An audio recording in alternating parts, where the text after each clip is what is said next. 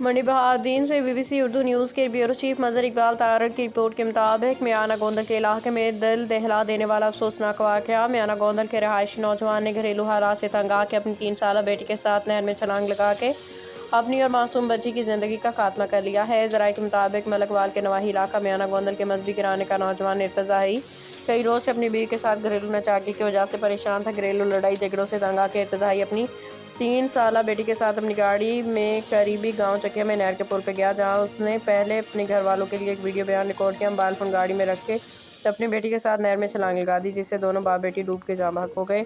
Rescue Varman ٹوٹو نے لاشوں کو نہر سے نکال کے ورثہ کے حوالے کیا۔ جب لاشیں گاؤں پہنچی تو فضا سوگوار، آنکھ اشک بار، باپ بیٹی کو گاؤں کے قبرستان میں سپرد خاک کر دیا گیا۔ نماز جنازہ میں سینکڑوں افراد نے شرکت کی۔